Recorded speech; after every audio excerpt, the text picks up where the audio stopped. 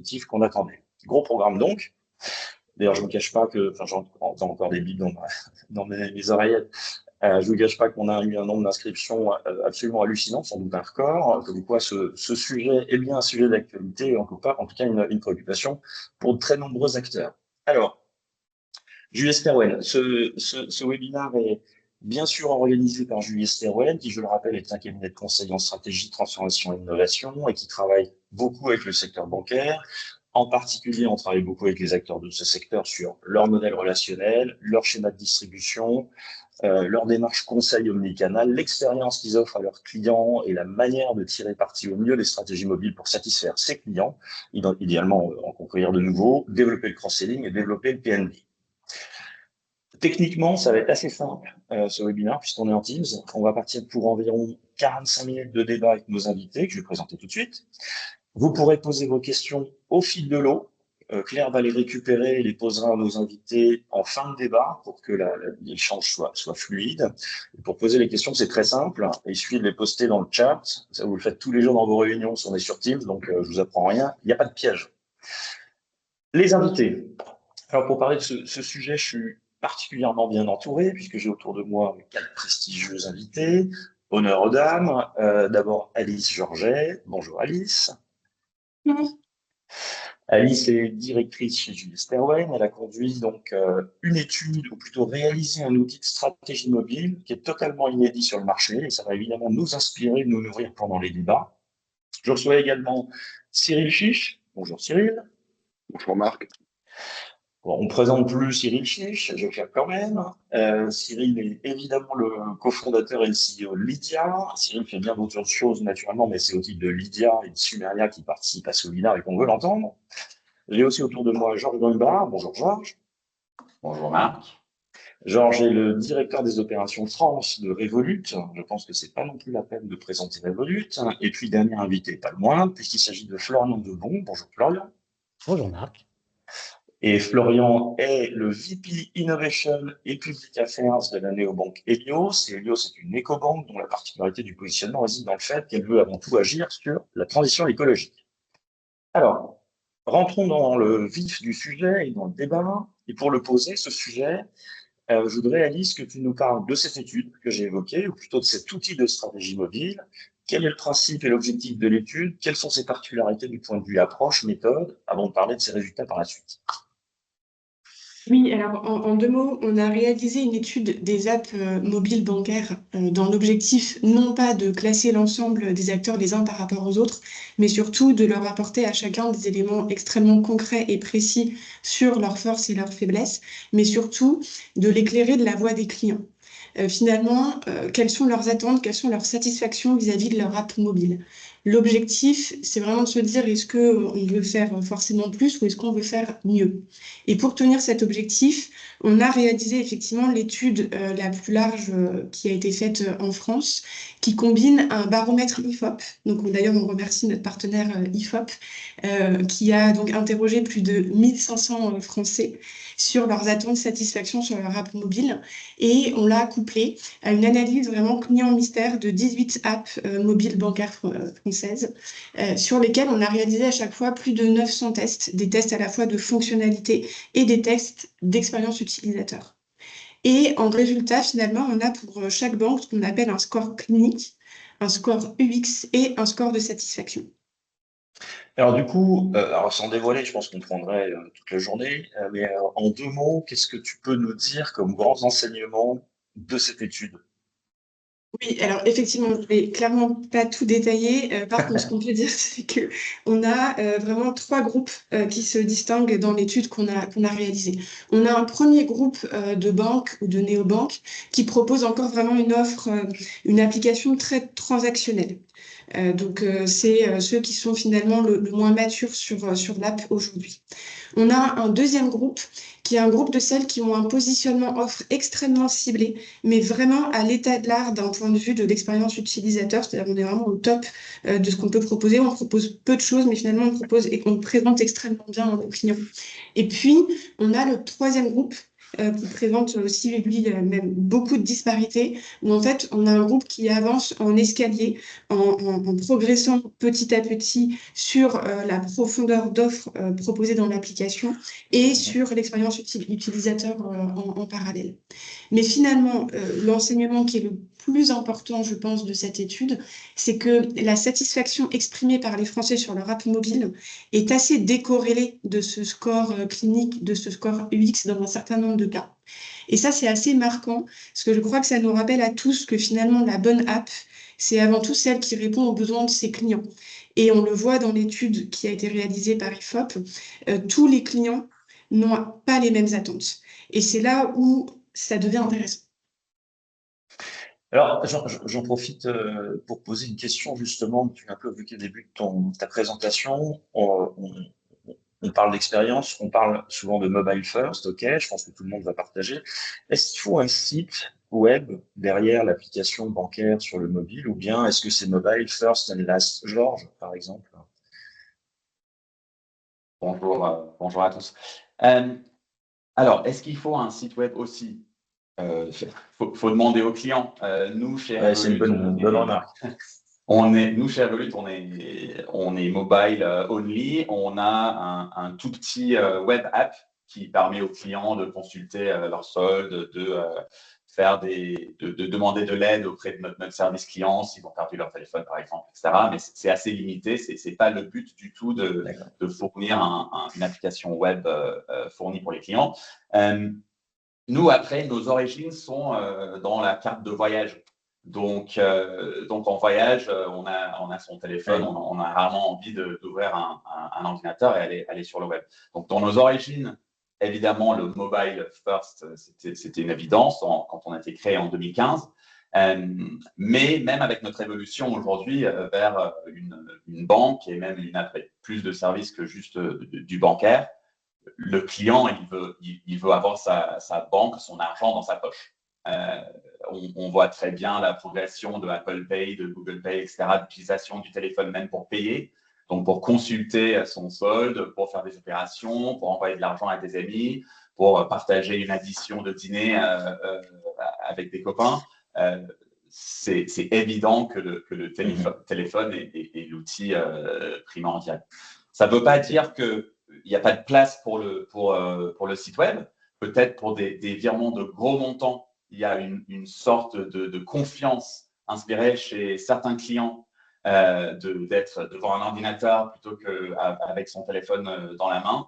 Mais ce n'est pas la direction que prend Revolut. Nous, on veut même aller dans l'autre sens, même pour faire un prêt immobilier. On voudrait que le client puisse le faire dans sa main à partir de l'année prochaine. Donc, un peu plus là-dessus plus tard.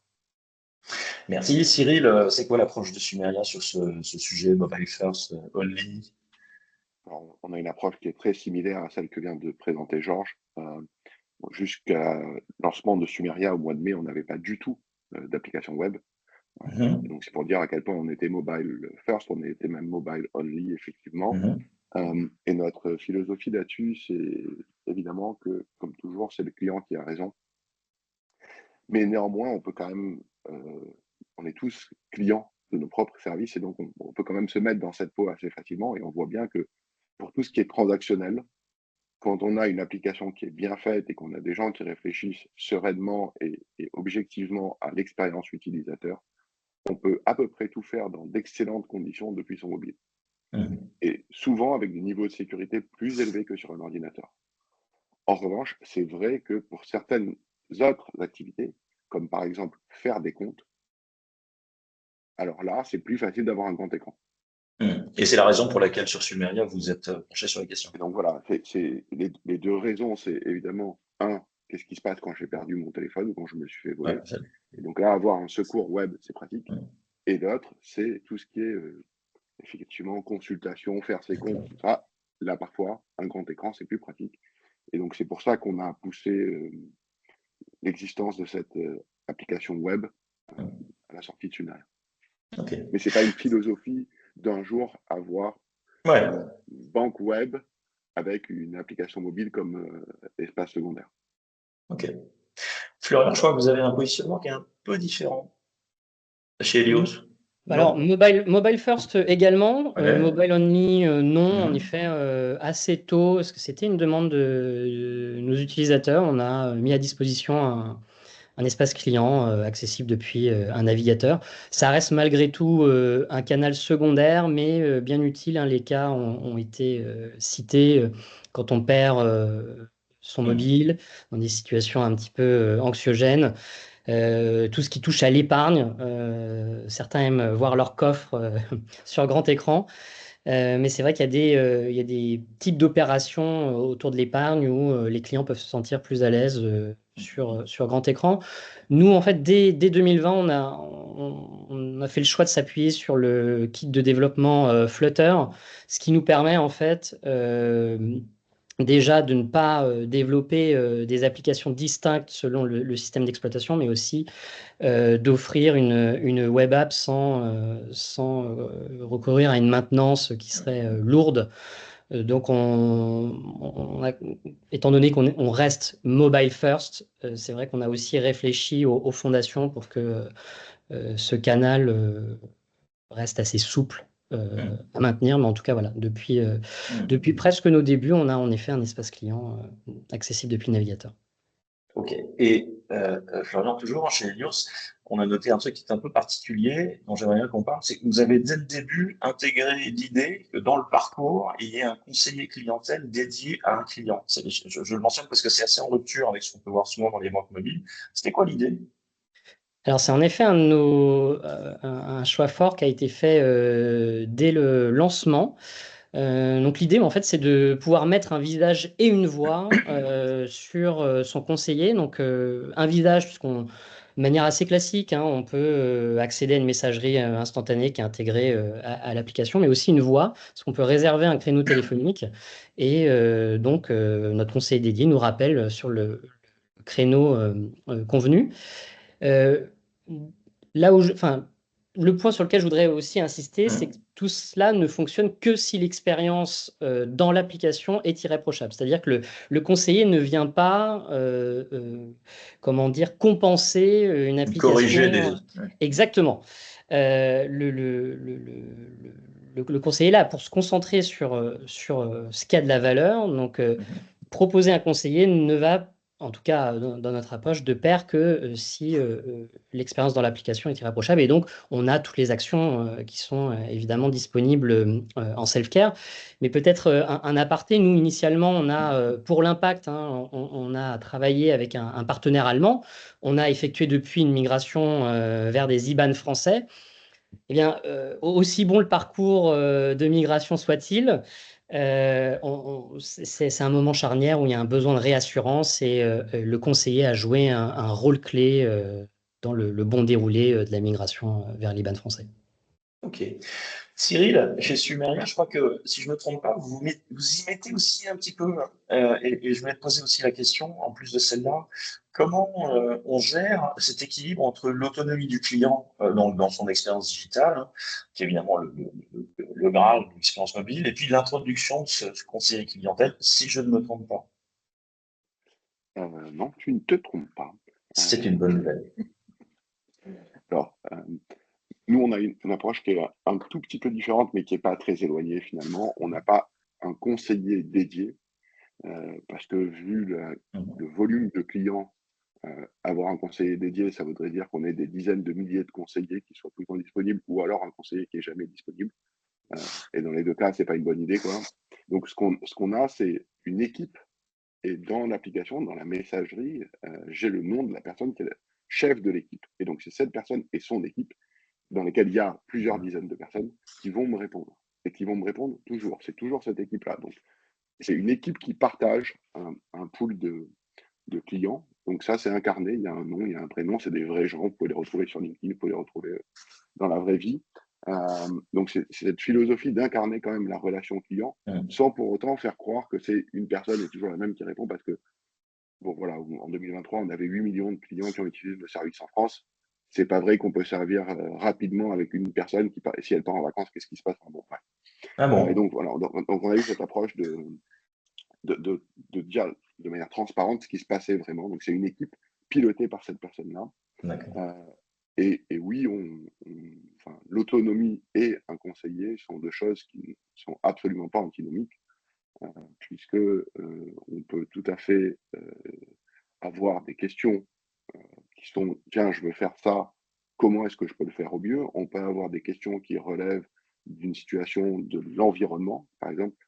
Je suis chez Free, mon IBAN a été piraté, qu'est-ce que je dois faire? On peut avoir beaucoup de situations. On sait qu'on est sur un matériau qui est particulièrement anxiogène, l'argent. Moi, j'aime bien utiliser un exemple de l'histoire typique de Lydia. Chez Lydia, on disait toujours que ce qu'on manipulait, ce n'était pas de l'argent, c'était de la confiance. Et le bon exemple de ça, c'est que si j'envoie 20 € à un pote en lui faisant un Lydia, s'il arrive 20,10 €, très probablement, je vais arrêter d'utiliser l'application. C'est pas que j'ai un problème d'argent, j'ai été débité 20 €, mon pote a eu 10 centimes de plus, tout va bien.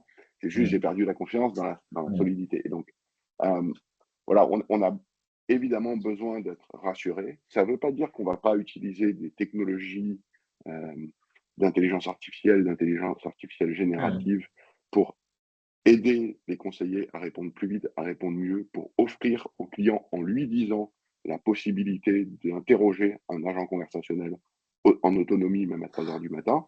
Et il y a une grande partie des questions qui sont répondues comme ça. Mais oui, on a évidemment des humains en quantité qui sont soit derrière un clavier, soit derrière un rendez-vous téléphonique, soit même maintenant, et là pour le coup c'est assez original, on a ouvert un espace physique permanent. Depuis quelques jours, on a ouvert le Café Sumeria. Donc c'est un mélange de coffee shop et de lieu où on peut parler avec des conseillers, avec des collaborateurs de Sumeria qui sont là rien que pour vous, soit en passant, soit en prenant rendez-vous. Et donc voilà, on est content de donner le maximum de canaux et d'interactions. Et oui, humain et numérique, ça n'a jamais été antinomique. Ok. Interaction, confiance. Alice, ton point de vue sur ce conseiller là, qu'est-ce qu'on fait? Quelle place il doit avoir? Quel rôle il doit jouer? Comment les banques traditionnelles, puisque là, on a autour de nous des néobanques, des fintechs, comment les banques traditionnelles abordent ce sujet? Alors, peut-être, on revient toujours sur ce que nous disent les Français sur le sujet. Et quand on leur demande de classer finalement ce qui importe pour eux dans leur app bancaire, l'accès à un conseiller ou à leur conseiller arrive en avant-dernière position. Et ça arrive en avant-dernière position, derrière le transactionnel, derrière la gestion de budget, derrière la gestion de leurs produits bancaires. Finalement, c'est assez logique, hein, je ne reviens pas dessus, on est sur un outil de self-care. Mais quand on leur demande, autre question, si oui ou non c'est important pour eux d'avoir accès à un conseiller, donc un peu plus tard dans le questionnaire, formulé différemment, on a quand même près de 2/3 des clients des banques de réseau qui répondent oui.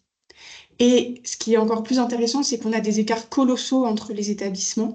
C'est un écart qui peut être de l'ordre de 40 points. Et donc, c'est là où je reviens sur ce que je disais tout à l'heure. La réponse ne peut pas être la même pour tous sur la place du conseiller. Ça dépend aussi à la fois de ce qu'on est capable de proposer par ailleurs sur la self-carisation, mais aussi finalement de l'ADN de l'établissement et ce pourquoi les clients sont chez nous. Et c'est un sujet extrêmement complexe, hein. Je reviens sur ce que disait Florian Cyril, c'est vraiment le mariage, le meilleur du digital et de l'humain. À quel moment on passe de l'assistant virtuel à l'humain? Comment on détecte le bon moment finalement pour mettre l'effort là où ça a de la valeur et pas simplement être en réactif de quand le client me demande l'accès au conseiller, mais comment moi je sais lui proposer au bon moment? Est-ce que mon conseiller il est là pour apporter de la rassurance? Est-ce qu'il est là pour apporter de l'expertise? Est-ce que finalement il est là pour les deux? C'est un sujet qui n'est pas encore arrivé complètement à maturité. On commence à voir des choses quand même qui marient bien les parcours digitaux et l'accès aux conseillers, notamment dans les parcours d'entrée en relation, mais ça reste encore assez peu mature de façon générale. Alors donc, il n'y a pas de Je vois que Marc, Cyril voulait réagir. excuse-moi, Marc. Ouais, Cyril. Tout ça me fait penser à quelque chose. Je veux dire, on parlait de réassurance, on parle de confiance. Il y a un sujet qui ne nous a certainement pas échappé, c'est cette immense et en grand développement arnaque aux conseillers téléphoniques bancaires. C'est un problème, c'est 300 millions de préjudices pour les Français en 2023, croissance de 78%, c'est un désastre. Ok. Et donc on voit bien que si autant de gens se font avoir, et ce n'est pas des idiots, c'est que cette relation avec le conseiller bancaire, elle est très particulière. C'est vraiment une relation qui est très profonde. D'accord? Sinon, je ne me fais pas avoir. Et pourtant, ça continue d'augmenter. Et on voit bien, comme ce sont des mondes qui sont séparés dans la banque traditionnelle, ce qu'on a, c'est des messages de sensibilisation qui disent attention, on vous demandera jamais ça, attention, il y a des gens qui, les fraudeurs ne partent pas en vacances. Ok, c'est super, la sensibilisation, c'est hyper important, mais en réalité, on fait de la sensibilisation, ça augmente de 78%. Et on a pu voir récemment des premières condamnations de manière finale sur ces sujets-là. Ok, on peut peut-être se poser la question comment on fait pour réintégrer de la technologie, pour rassurer, pour s'assurer que l'humain et la technologie, ça marche bien ensemble. C'est pas deux sujets séparés. C'est pas soit self-care. Donc, on a lancé chez Sumeria quelque chose qui est assez intéressant. On n'est pas les seuls à l'avoir fait. Monzo l'a fait en Angleterre.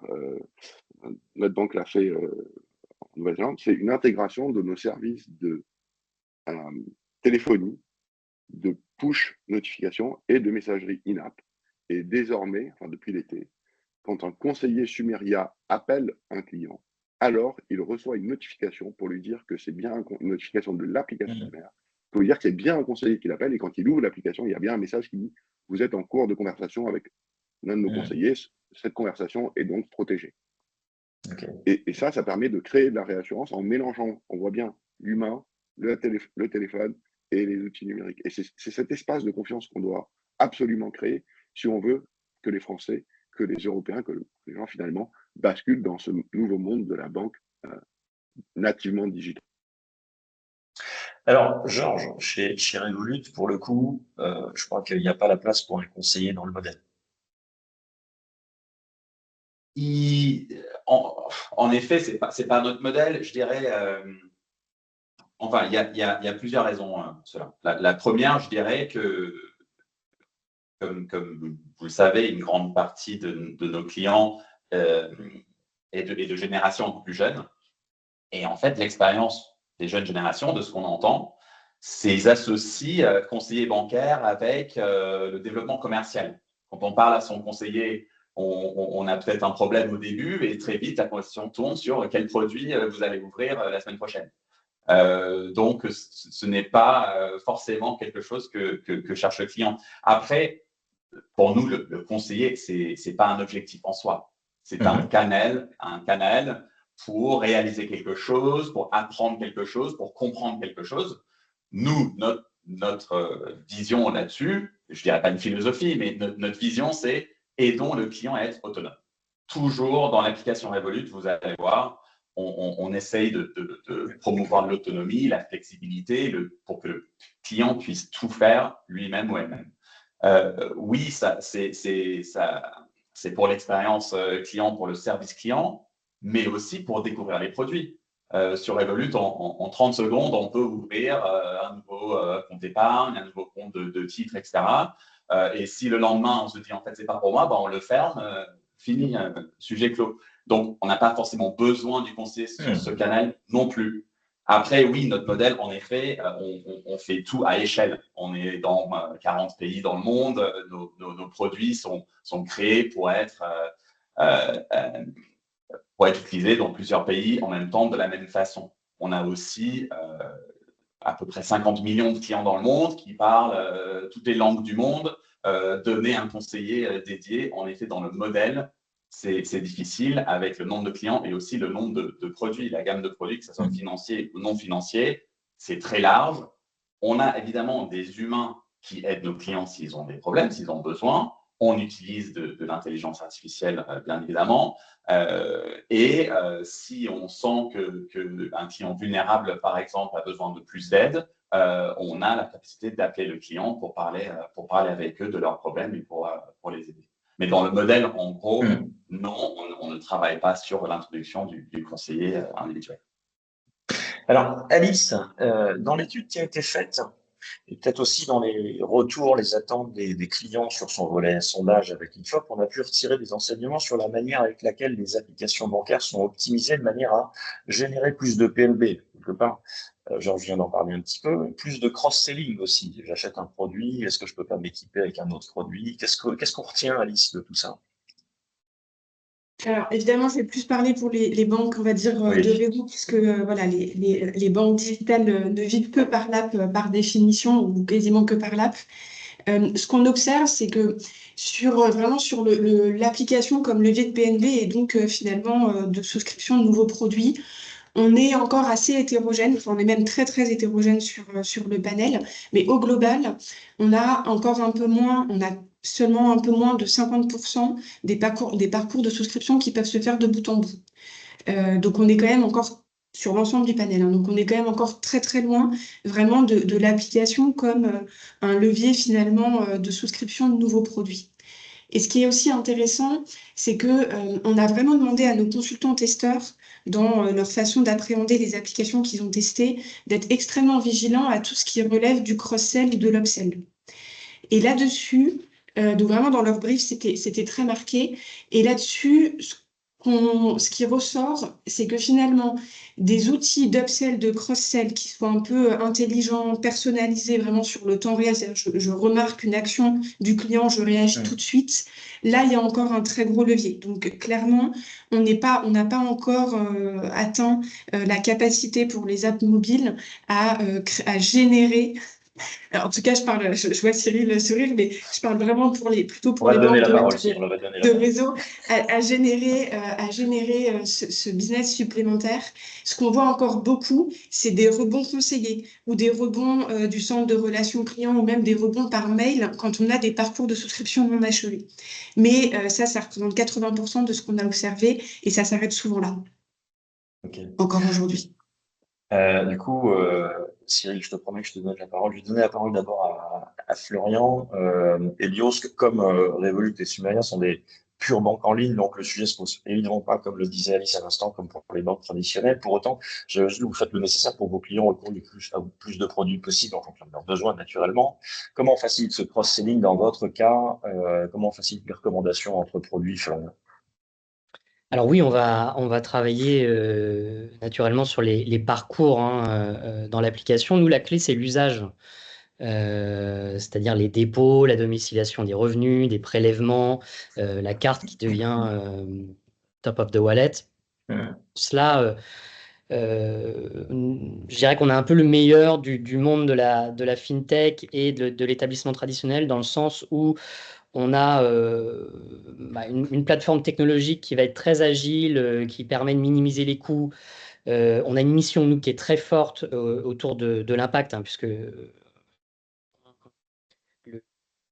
notre enjeu, nous, c'est de flécher les dépôts et l'épargne vers le financement de projets alignés avec la transition écologique. Donc, lorsqu'on lance un nouveau produit, c'est une occasion supplémentaire d'avoir de l'impact avec son argent. Et quand je parlais du meilleur des deux mondes, c'est en face de cette plateforme technologique et également de ces coûts d'acquisition client qui vont être très faibles parce que on touche à quelque chose de fort hein, avec l'impact, c'est d'avoir une gamme de produits payants qui se diversifient et des clients qui font d'Helios leur compte principal. Et donc, c'est pour ça que je parlais des métriques d'usage auparavant.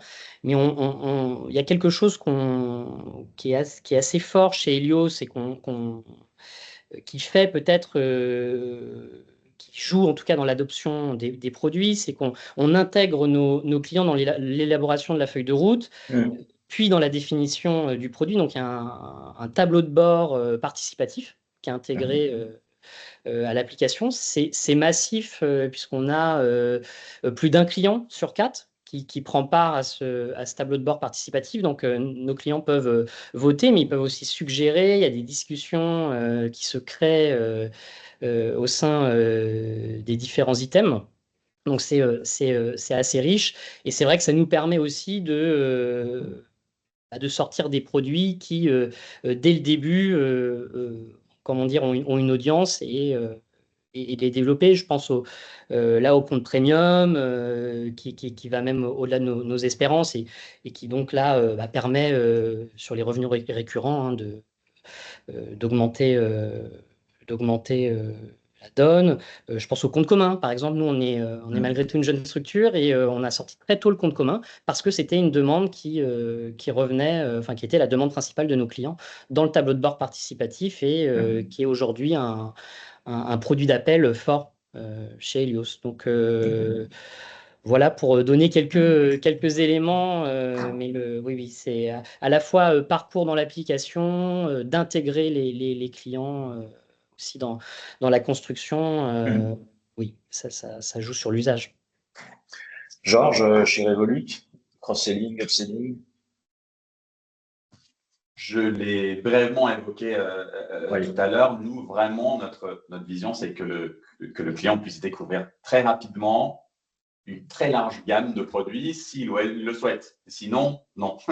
Donc, on est assez classique sur le cross-selling. On va regarder l'activité du client et lui recommander, peut-être par push notification, peut-être par email, de nouveaux services qui pourraient l'intéresser. Après, mon collègue Antoine parle de snacking, un bar à snack, où l'objectif, c'est que le client puisse venir et tester un petit quelque chose, goûter, est-ce que j'aime pas, ok, oui, j'aime bien, retester autre chose, et petit à petit, on construit ce chemin vers le Graal du compte primaire que Florian a évoqué et que Cyril va sans doute évoquer un peu plus tard. On veut que le client nous utilise comme compte primaire, mais on sait que ça ne viendra pas du jour au lendemain. Et chez Revolut, on propose des produits vraiment divers et variés. On a la carte SIM dématérialisée dans notre application. Vous ne trouvez pas dans beaucoup d'applications bancaires. Mais c'est quelque chose où le client va le tester, va trouver que l'expérience utilisateur sur l'application Revolut est fluide. S'il a un problème, le service client est efficace. Et petit à petit, le client va tester d'autres choses et on espère un jour bientôt devenir client primaire chez nous pour payer, épargner, investir, faire tout ce qu'on propose. Et accessoirement, Georges, si la feature ou le produit ne donne pas satisfaction, vous l'enlevez. C'est aussi une des particularités. Absolument. Nous, une clé beaucoup arrivé de lancer des produits, de tester nous-mêmes le produit et voir qu'il n'y a pas vraiment de market fit et en vrai de retirer derrière. Alors, Cyril, est-ce que le bar Sumeria est un bar à snack? Alors, pour l'instant, c'est un bar à cookies, mais on pourrait imaginer demain des snacks, pourquoi pas. On s'interdit rien. Ce qui est intéressant, j'ai l'impression qu'on touche à un point vraiment important de la problématique de l'application dans le monde bancaire. On sait bien que les grandes banques de détail ont obligation, pour couvrir leurs coûts de fonctionnement, de vendre, de multi-équiper les clients de manière massive. Ce n'est pas avec 2 ou 3 produits, c'est avec 10, avec 15 qu'on devient rentable. Et on sait très bien que les ruptures d'innovation viennent souvent par une modification profonde du business model et notamment de la structure de coût. C'est parce qu'on est capable de développer du business avec une structure de coût qui est radicalement inférieure, infime par rapport à la structure de coût des acteurs en place, qu'on est capable ensuite d'avoir un business model différent.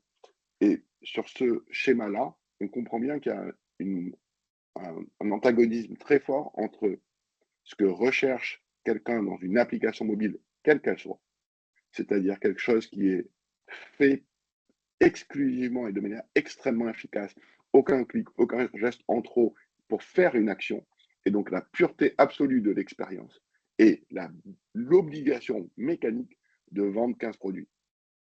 En fait, ça ne marche pas ensemble. Alors, s'il faut vendre 15 produits, je ne peux pas avoir une expérience pure. Je vais être en permanence en train d'abîmer mon expérience pour vendre mes produits. Et comme par ailleurs, cette vente avant se faisait dans un lieu où les gens vont de moins en moins, les agences, c'est pour ça qu'on a fait un coffee shop, on commence à voir cette problématique de manière assez criante. Comment on fait pour avoir à la fois une expérience extrêmement pure, plaisante, qui ne fait pas perdre du temps, qui n'agace pas, qui ne perd pas les clients, et en même temps pour lui vendre 15 produits au même endroit, puisque ça devient mon seul canal.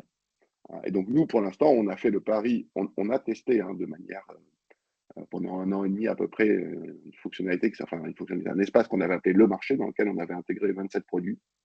On n'a pas réussi à le faire fonctionner, donc très humblement, on est revenu en arrière. Nous aussi, on n'a pas peur d'essayer, de réussir, de rater, et d'itérer de manière très, très rapide pour dire, OK, on va se concentrer sur 1, 2, 3 sujets. Et comme ça ne suffisait pas, on a même splitté les marques et les applications pour redonner à Lydia sa partie paiement entre amis et cagnotte, et donc les paiements de type sociaux, et dans la partie Sumeria, les services bancaires, pour s'assurer de la pureté et de l'exigence de l'expérience sur un sujet qui est essentiel, qui est effectivement mon compte courant principal. Ok. Alice, tu as fait un petit tour à l'extérieur. Est-ce que tu es prête à ce que je te pose une question? Oui, bien sûr. Je voulais changer un tout petit peu de sujet, vous emmener sur l'accès aux produits et services bancaires. On a déjà assez largement abordé le sujet, mais je voulais faire un petit focus là-dessus. Et Alice, est-ce que tu peux nous dire justement ce que les Français attendent en matière de produits et de services bancaires? Qu'est-ce qui est important pour eux? Tu l'as évoqué tout à l'heure quand on a parlé de l'accès aux conseillers clientèle, mais un peu plus largement. Je vais vous demander simplement des réponses un peu courtes, parce que si je veux aborder tous les points que je veux aborder avec vous, il faut qu'on accélère un tout petit peu. Oui, moi, je vais faire une réponse très courte parce qu'effectivement, on en a déjà parlé. Ouais. Ce que nous disent les Français, vraiment en 3 mots, c'est que ce qui est important sur les produits bancaires, vraiment, ce qui est important pour eux, c'est pas du tout la souscription. C'est assez logique, hein, d'ailleurs. Ce qu'ils veulent, c'est être autonomes dans la gestion de leurs produits bancaires. Et là aussi, je reviens sur ce que je disais tout à l'heure, c'est assez logique par rapport à la vision qu'ils se font de l'app. Donc, très simple, ils attendent de façon très simple de pouvoir gérer leurs produits une fois qu'ils y ont souscrit. Et là-dessus aussi, on a encore de gros trous dans la raquette, d'ailleurs, sur les apps des acteurs traditionnels. Merci Alice. Florian, pareil, assez rapidement, et en plus tu l'as évoqué tout à l'heure, le positionnement d'Elio c'est particulier, les clients viennent pas complètement par hasard, ils viennent chercher quelque chose de particulier aussi quand ils viennent ouvrir un compte chez Elio. C'est ce que vous dire deux mots justement de la gamme de produits que vous proposez, en quelques mots. Alors, si j'ai quelques mots, oui, je dirais déjà l'impact sans compromis sur l'expérience utilisateur. Et peut-être parce qu'on a le sujet de l'éducation financière là, qui est en vogue actuellement. Nous, au-delà des outils de gestion du budget, d'aide à l'épargne, on a développé en propre un programme de fidélité qui s'appelle Tous Consommateurs et qui réunit 120 commerces engagés. Et l'idée est très simple, c'est qu'en utilisant la carte Helios chez ces commerçants, on se voit notre cagnotte en fait créditée de 5 à 6% du montant total de l'achat. Et ainsi, je parlais du fléchage, des dépôts et de l'épargne. Là, l'idée, c'est d'identifier en fait les alternatives dans tous les domaines de la vie quotidienne et de guider la consommation. Donc, on a la chance d'avoir une application qui est consultée régulièrement par nos clients. Il y a une carte qui est physique ou virtuelle, mais voilà, qui nous emmène dans la vie quotidienne de nos clients. Et nous, évidemment, par notre positionnement, on se voit comme une plateforme et donc on recherche l'impact aux différents niveaux. Mais, et c'est d'ailleurs un de nos axes de continuer à travailler sur l'impact individuel et comment on lui donne vie. Mais voilà, en tout cas, nous, au-delà des produits du quotidien, que ce soit les comptes ou l'épargne avec notamment l'assurance vie, c'est comment, notre deuxième pilier, c'est comment on arrive à guider la consommation vers quelque chose de plus responsable. Et ça passe par l'identification d'alternatives je dirais que la marque est ici un label aussi, hein. Le client peut s'identifier et sait que la sélection qui lui sera proposée a passé un certain nombre de critères. Et donc, on revient à la question de confiance aussi, hein, sur ce point. Cyril, de ton côté, c'est quoi la stratégie en termes de gamme de produits bancaires? Et peut-être c'est le moment de revenir sur le positionnement Lydia Sumeria. Peut-être que tout le monde soit bien. Ouais, rapidement, Ouais. on sait que si on regarde la première génération du web, donc fin des années 90, début des années 2000, en fait, on répète les cycles, hein. On voit bien qu'il y avait deux écoles. Il y avait l'école des portails, tout le monde se souvient des Yahoo et compagnie, et puis il y avait l'école des produits purs de type Galaxy, c'est Google. Bon, clairement, on est de la famille Google, pour plein de raisons, mais la première, c'est effectivement la possibilité d'avoir une expérience pure dans un sujet qui est important pour moi. Et finalement, si je veux faire qu'une seule chose, je peux avoir un produit qui fait cette chose-là de manière parfaite. Et on se rendait bien compte qu'en remplissant l'application Lydia de services qui n'étaient pas faire des Lydia, on a finissait par avoir des gens qui étaient un peu frustrés de la dégradation de la pureté de l'expérience. Or, l'expérience, c'est la première promesse que l'on fait à nos utilisateurs, une expérience parfaite. Donc, c'est pourquoi on est arrivé à la conclusion que pour que les gens qui veulent nous utiliser comme compte principal ou les gens qui veulent nous utiliser juste pour rembourser leurs potes devraient avoir une expérience parfaite. Et donc, l'idée, c'est bien sûr de faire en sorte de redonner à chaque sujet son indépendance, une roadmap propre, une ambition différente, et que les deux ne s'abîment pas l'un l'autre, ne s'empêchent pas l'un l'autre. Donc, c'est pour ça qu'on a fait cette séparation de marques, d'applications. C'est voué à s'amplifier, on en fera d'autres. Avec l'idée justement de créer cette galaxie d'outils, tous reliés par des éléments quand même communs forts, comme évidemment l'identification, l'accès, le core banking system sous-jacent, la lutte contre la fraude, ça c'est des éléments transverses. Mais sur la partie expérientielle, je veux pouvoir avoir une expérience pure à chaque fois. Et donc, voilà, c'est une logique à la Google plutôt qu'à la Yahoo. Ok, merci. Georges, tu l'as évoqué tout à l'heure, 40 pays dans le monde, 50 millions de clients, donc forcément des produits qui sont un peu tronc commun. Et je sais que vous vous attaquez aussi, Joie, à une spécificité bancaire française en termes de produits. Oui, absolument. Tu l'as bien dit, pour gagner en échelle, pour croître à l'international, il faut qu'on perfectionne tout ce qui est gérer son argent, payer, épargner, investir, etc. Mais ça reste plus large et plus commun entre tous les pays au début. Là, on arrive à un stade, on a passé les 4 millions de clients en France, on a de grosses ambitions pour faire croître ce chiffre. On arrive au stade où les clients souhaiteraient avoir leur livret A chez nous, peut-être ouvrir des PER, PEL, etc. Nous aussi, on cible le crédit immobilier étant vraiment un produit d'appel et un produit de base pour le client qui souhaite ensuite utiliser la banque comme banque primaire. Et aussi, côté professionnel, on regarde le crédit aux professionnels dès l'année prochaine aussi. 2025, en fait, est vraiment rempli de projets de lancement de produits en France. Il y a beaucoup d'équipes qui travaillent dessus. On a de la chance d'être un pays vraiment prioritaire pour le groupe. Donc, quand on parle de crédit immobilier, on va être le troisième pays à l'avoir. En crédit aux professionnels, ça va être testé en France. Donc, on a vraiment la chance d'avoir des investissements de la part du groupe sur la France. Et ça se voit aussi par le nombre de clients qui nous rejoignent tous les mois. On voit croître le chiffre grâce aux produits et aux services que nous proposons. Et en effet, les spécificités françaises sont un peu la pierre qu'il faut amener à l'édifice pour qu'on atteigne ce qu'on souhaite vraiment faire en France et donner l'importance à la France que souhaite le groupe et que nous souhaitons ici. Ok.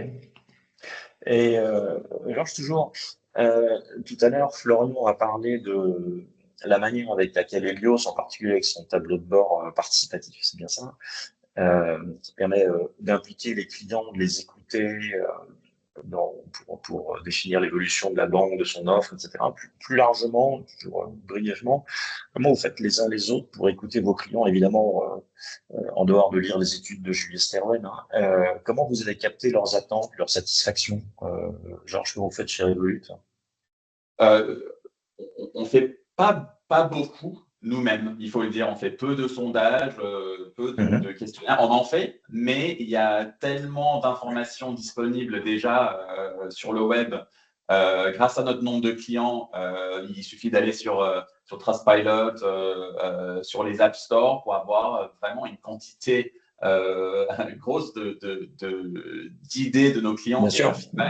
Et aussi, on est plus de 10 000 employés, on est tous clients de Revolut, on utilise tous les jours l'application, on découvre des améliorations. On a un système interne extrêmement efficace où chaque employé peut suggérer quelque chose. Dans la journée, une équipe a regardé la suggestion, pour catégoriser, pour passer, si pertinent, à l'équipe produit. On fait la même chose avec les retours TripAdvisor, etc.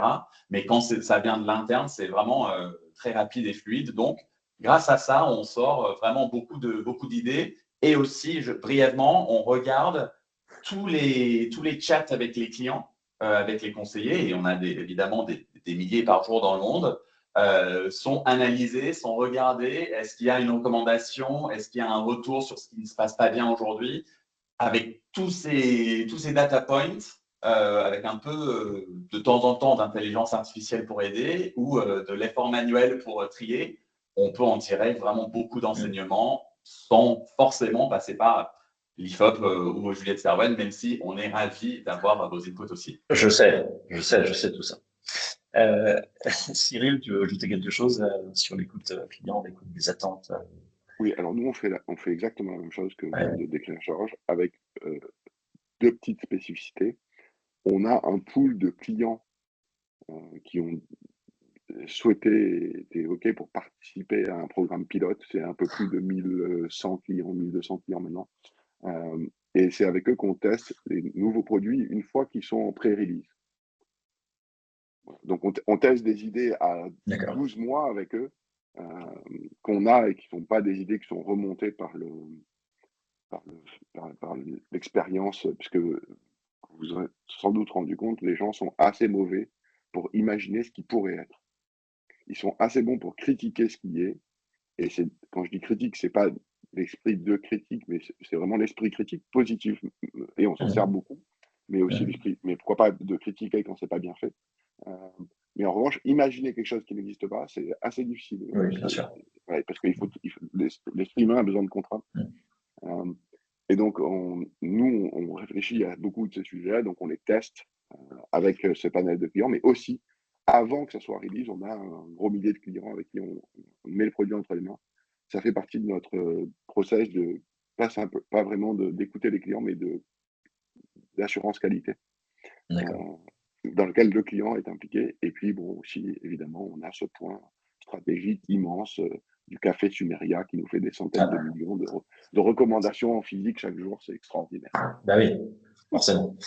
Ok, on arrive tout doucement au bout de la table ronde et surtout on va conclure entre nous pour laisser un peu de temps aux questions parce que j'ai vu passer beaucoup de questions et de remarques d'ailleurs. Alors 30 secondes chacun, je vous demande d'observer cette limite. Si vous pouvez nous partager je sais pas, vos principaux enjeux. Bon, on est à la fin de 2024. C'est quoi le sujet de 2025 pour vous dans cette expérience mobile bancaire, au stade où vous en êtes? Florent, est-ce que tu veux te lancer? Oui, Pour une conclusion définitive. Ah oui, alors bon, on a parlé beaucoup d'expérience. Je crois que le fil rouge, c'est quand même de continuer à chérir ce lien unique qu'on peut avoir avec nos utilisateurs. Je rejoins tout ce qui vient d'être dit, notamment avec cette idée d'ambassadeur dans la définition des contours du produit, parce que le tableau de bord participatif, on était plus dans d'identifier les produits, mais après, il faut en définir les contours et en effet, que les salariés soient les premiers clients, c'est clé. Pour 2025, je l'ai un petit peu évoqué tout à l'heure, nous, notre enjeu, c'est de continuer à travailler sur l'impact individuel dans l'application, comment on arrive à le quantifier, comment on arrive à lui donner vie. On a aussi un travail sur la gamme de produits qu'on souhaite élargir. Et puis si je fais un petit pas un pas en arrière, là, on est en cours de certification. Donc, nous, l'application, elle est liée aussi à l'usage qu'on fait des dépôts. Donc, on espère être élu le compte le plus vert de France pour la 3e année consécutive. Mais en tout cas, voilà, pour ce début d'année. Pardon? C'est tout ce qu'on vous souhaite. Merci beaucoup Marc. Mais continuer voilà, deux focus, un focus très produit sur l'offre et un deuxième focus sur l'expérience, mais avec le prisme de l'impact individuel. Cyril, même exercice très court. Si tu peux nous faire rêver sur les évolutions 2025 de l'univers de Sumeria. Oui, alors nous, on a lancé une nouvelle marque de services bancaires au mois de mai. Donc évidemment, on voit bien l'axe, c'est le dépôt, le compte principal, il n'y a pas d'ambiguïté là-dessus. Donc, on va évidemment pas s'arrêter au bout de 6 mois de traiter ce sujet-là. On va le renforcer à fond en 2025. On a un autre enjeu qui est aussi l'obtention d'un agrément d'établissement de crédit qui marquera, je l'espère, d'ici la fin de l'année, une nouvelle étape dans le développement de l'entreprise. Donc, c'est ça nos 2 gros enjeux pour 2025. Excellent. Georges, Evolute Pas de surprise de mon côté parce que j'ai évoqué plusieurs points dessus, mais on veut continuer à donner de l'autonomie, de la flexibilité et de la sécurité aux clients. Voilà, de toujours plus. Et puis, le développement de produits, la localisation française est vraiment la priorité pour Evolute France l'année prochaine. On a évoqué livret A, crédit immobilier, crédit aux PME. Il y a vraiment beaucoup de pistes que nous suivons et l'année 2025 va être une grande année pour la sortie de produits et services pour les clients français. Et voilà, on peut aussi franchir le cap des 6 millions de clients pendant l'année prochaine. Donc, voilà, beaucoup de belles choses à faire.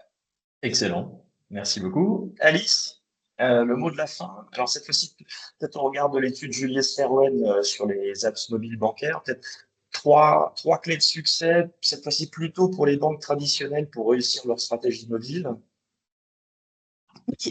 Rapidement, en quelques mots, et alors quand on le fait rapidement, le risque c'est quand même d'enfoncer quelques portes ouvertes, mais je tente quand même.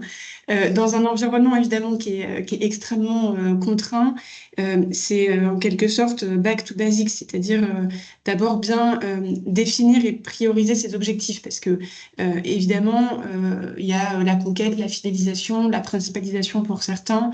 Est-ce que l'app a avant tout pour objectif de nous aider à réduire nos coûts distributifs? Est-ce qu'elle a plutôt pour vocation de nous aider à développer? Évidemment, on voudrait tout faire. La question, c'est de prioriser parmi tous ces éléments-là ce qu'on souhaite faire en premier. Ensuite, le deuxième, mais j'en ai déjà parlé depuis le démarrage de cette conférence, évidemment, c'est de jamais perdre de vue son client.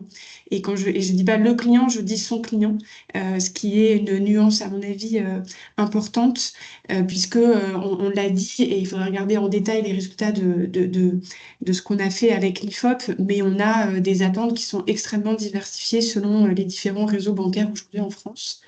Et bien sûr, le troisième, c'est ce que j'appellerais le tech-driven, et c'est d'arriver à accélérer sur ce sujet et de passer un cap pour allier en fait le meilleur de l'humain, du digital. J'ai cru voir passer d'ailleurs dans les questions que certains se disent, mais est-ce que finalement le conseiller humain a encore du sens? Est-ce qu'un conseiller IA ne correspondrait pas à certains besoins de certains clients? Bon, pourquoi pas, la question est ouverte. Ok, merci beaucoup. Mais déjà, merci à tous les quatre. Il nous reste quelques minutes. On doit pouvoir prendre 3-4 questions. Alors, ça ne va pas être un boulot simple pour Claire, parce qu'effectivement, on a eu beaucoup et il va falloir qu'elle fasse le choix. Claire, vas-y. En effet, il y en a eu beaucoup et merci à tous pour vos questions. Peut-être en rebond par rapport à la conclusion d'Alice, on peut aller sur Il y a eu 2 questions par rapport au rôle du conseiller et l'intelligence artificielle qu'on y met derrière. Donc la première, pourquoi pas un conseiller IA? N'est-ce pas ce à quoi les néos et les banques en ligne réfléchissent aujourd'hui, plutôt qu'un conseiller humain? Et deuxième question, en vous donnant le temps de réfléchir, un conseiller version GNIA rendrait l'expérience plus fun pour les jeunes, mais aurait-il vraiment confiance dans les réponses apportées? Ne pas confondre utilisation et confiance. Quel tunnel de conversion pour un conseiller GNIA? Le débat est ouvert. Est-ce qu'un avocat doit se lancer? Oui, j'ai vu faire la moue, Siri. Non, tout le monde y pense, tout le monde travaille dessus. Quelle est l'acceptabilité de ça aujourd'hui, et chez les jeunes et chez les pas jeunes? C'est clairement pas prouvé. Et donc, évidemment, tout le monde va expérimenter ça, mais c'est pas non plus la révolution du siècle. Voilà, j'ai de gros doutes sur le fait que tout le monde, du jour au lendemain, parce qu'il y a écrit GenAI dedans, à part les gens qui travaillent dedans, disent « Oh mon Dieu, c'est extraordinaire, enfin quelqu'un qui me comprend ». Une remarque, Alice, Georges, Florent? Moi, je suis d'accord avec Thierry. je dirais, on a l'éternel problème ou sujet de GenIA, c'est que ça dépend de ce qui rentre. Donc, ça dépend de ce que ça apprend. Donc, si on peut avoir quelque chose de très, très qualitatif pour faire apprendre ces modèles, ça peut marcher. Mais si le modèle doit apprendre de toute façon, de ce qui aujourd'hui rentre chez les conseillers, toutes les questions à droite, à gauche, c'est vraiment pas structuré parce qu'un client, il n'est pas structuré forcément dans sa tête quand il a des demandes, des questions, il cherche des informations. Ça va prendre du temps pour arriver à quelque chose de qualitatif. On travaille dessus, tout le monde travaille dessus, en effet. On verra ce que ça donne. Mais il y a toujours de la place pour de l'humain. Moi, je dirais, il y a toujours de la place pour de l'humain. Ok. Claire? Ah non, vas-y, Florian, excuse-moi. Oui, non, je voulais juste, je partage. On peut voir l'intelligence artificielle comme une aide à la rédaction, une aide à la synthèse. Enfin, ça peut éventuellement aider le conseiller de là à mettre l'intelligence artificielle face au client de manière directe. C'est une autre question. Ok, merci Claire. Ouais, il y a également eu quelques questions par rapport à votre remarque, Georges, sur le crédit immobilier. En synthèse, la question, c'est comment... alors, pardon, du coup, je la synthétise pas parce que je vais perdre toute la matière. Donc, le crédit IMO, levier formidable d'acquisition et de fidélisation client et donc de croissance, est un processus qui peut s'avérer complexe lors de la souscription. Peut-il, selon vous, être réalisé uniquement sur mobile sans dégradation du taux de transformation? Oui, c'est notre objectif. C'est notre ambition, c'est d'être 100% mobile, de ne pas avoir à aller chercher 10 000 documents à droite à gauche, de pouvoir, on espère, faire une proposition en principe sous 24 heures uniquement dématérialisée.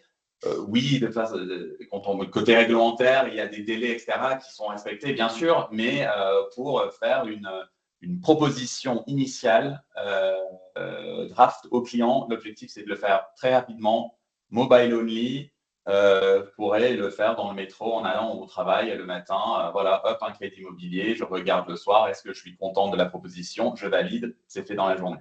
Ça, c'est l'objectif. Il faut qu'on y arrive, mais on a changé pas mal de choses dans le milieu, donc on espère bouleverser un peu le crédit immobilier aussi. Et parce que sur ce sujet de toutes les pièces justificatives, aujourd'hui, enfin, je disais tout à l'heure, on a quand même des solutions qui permettent d'accélérer et de pas justement aller chercher tous ces documents à droite à gauche, comme tu le disais, Georges. Et puis l'autre point, mais je crois que c'est très lié à tout ce qu'on se dit depuis finalement le début sur la facilité ou non à marier le digital et l'humain. Et c'est-à-dire que si on arrive sur ces parcours qui, effectivement, pour certains clients ou prospects peuvent être quand même un peu complexes sur le crédit immobilier ou justement sur lesquels il y a besoin de rassurance, tout l'enjeu, c'est d'arriver dans ces parcours full mobile à intégrer l'humain au bon moment et à distinguer, enfin, à détecter le moment où le prospect ou le client a besoin justement qu'on enclenche. Alors, je sais que Georges, c'est pas votre modèle, mais pour d'autres, éventuellement, à quel moment on enclenche la proposition d'avoir accès à un conseiller pour l'aider. Une petite dernière question, Claire, avant de clôturer? Oui, une question qui vient de sortir dans le fil qui me semble très intéressante. La stratégie de conquête du compte principal ne se heurte-t-elle pas à un phénomène de surbancarisation? Comment les Français réagissent-ils à cette offre abondante? Alors, il y a peut-être pas, il y a beaucoup d'offres, mais il y en a aussi moins d'acteurs sur le marché qu'il y a 1 an et demi. Il y en a certains qui ont fermé.